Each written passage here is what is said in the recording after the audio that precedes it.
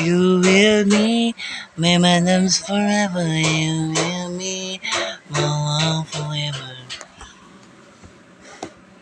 Andito lang ako para ayusin yung relasyon namin ng asawa ko. Gusto ko makabawi sa kanya. Gusto mong makabawi sa ate ko sa tapos ng ginawa mong panloloko sa kanya? Niloko mo siya. Ha? Lalaglagan siya ng anak ng dahil nung iniwan mo siya. Ngayon, na masaya na siya sa piling namin ng totoo niyang pamilya. Ngayon babalik ka? Tapos sisirain mo na naman yung buhay niya? Tama na yan, Reynaldo. Tama na yun, Reynaldo. Andito si Nicolas para humingi ng tawad sa'yo. Parang hindi ka pa masaya. Hindi talaga ako magiging masaya, ate. Dahil hindi ko mapapatawad yung lalaki na yan. Dahil siya ang sumira sa sa pamilya nyo. Tapos ikaw, makikipag-balikan ka sa lalaki na yung ganun-ganun na lang. Ha?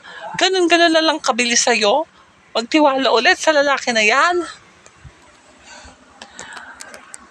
Teka lang, ha? Teka lang, Reynaldo, alam kong masakit yung nangyari sa akin. Pero mahal ko si Nicolas. Mahal mo si Nicolas? O meron siyang ibang pakay dito kaya siya bumalik at nakapagbalikan sa'yo? Huh? Ano sinasabi mo? Naiisip ko may ibang pakay ka dito eh. May gusto kang sirain.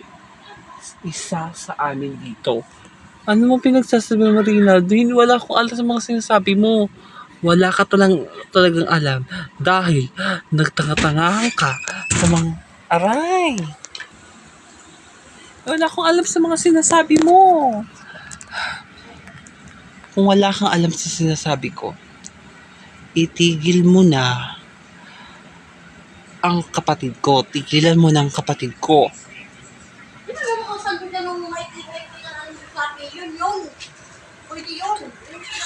Kung hindi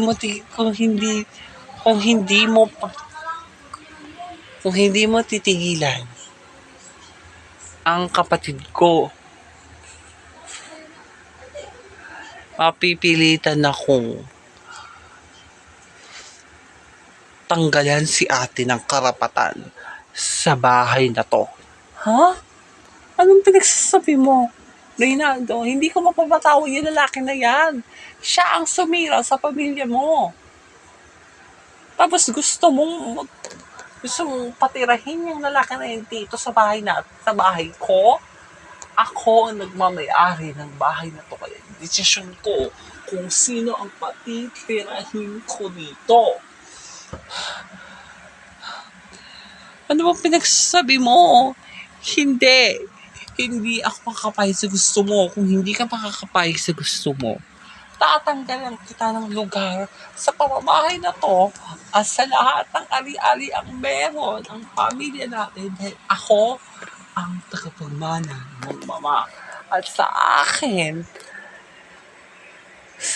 ang pangalan kung ano ang meron tayong pamilyang kaparas. Huwag kang maging mayabang, huwag kang maging suga pa, Reynaldo. Huwag mga sabihin yung mga bagay na yan. Hindi mo pwedeng sabihin yan dahil pamilya tayo dito.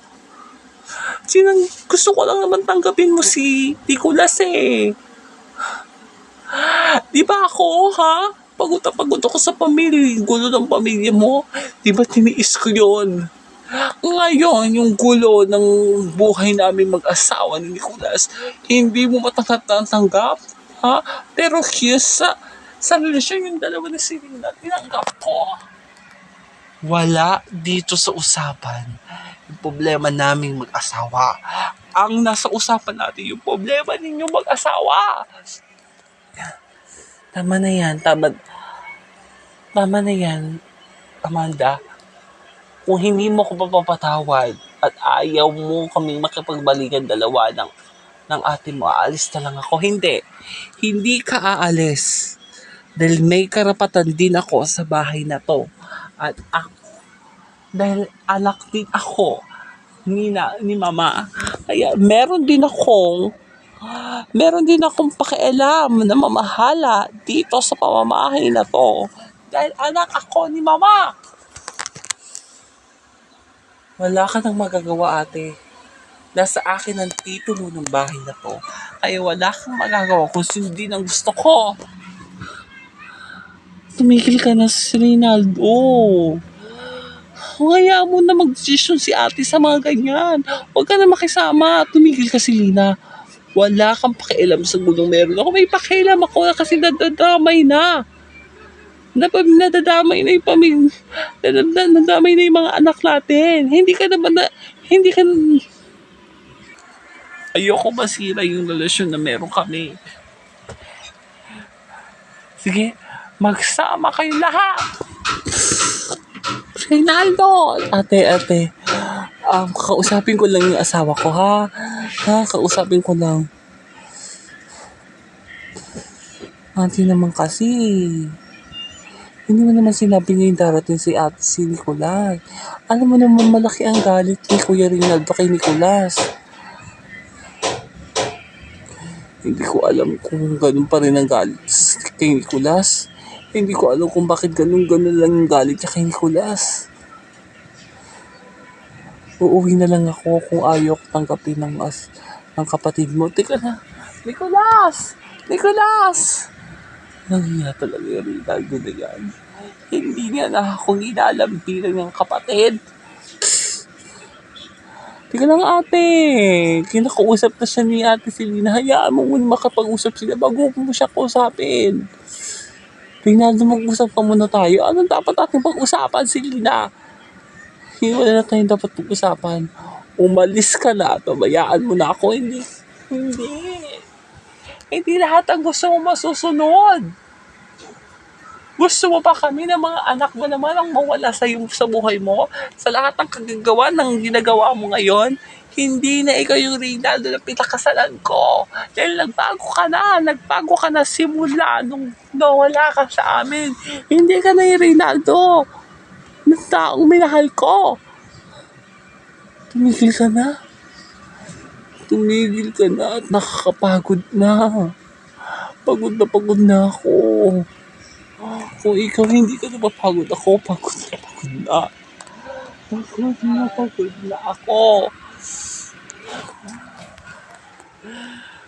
Pagod na ako.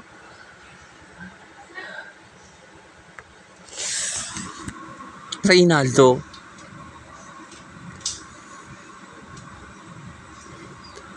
kung hindi mo na ako ginalang bilang kapatid mo,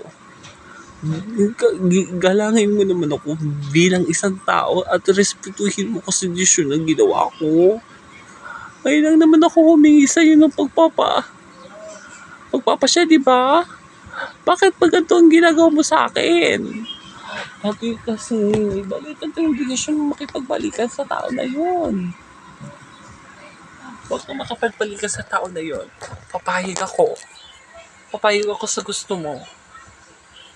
Hindi. Mahal ko si Nicolas. Gagawin ko yung gusto ko.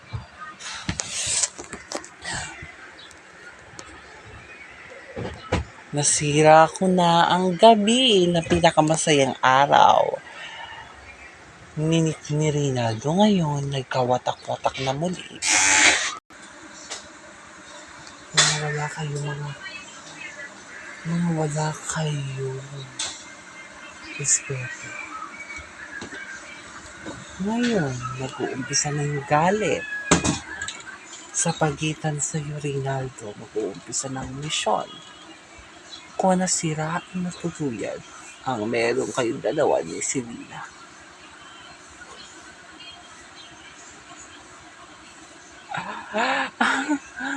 Ano na tayo ngayon? Nahanap ni Selena si Britney. Ano nangyari yun? Paano makawala si Britney dun kay Olivia? Baka may ginawang katangahan yung Olivia. Kaibigan ko na yun sa Olivia. Alam mo naman yun, napaka-ano nun. Napaka-mahina ang loob. Ano lang gagawin natin yun? Hindi ko na alam. Basta yung plano natin, gagawin natin yun. You will be my man forever. You will be my love forever.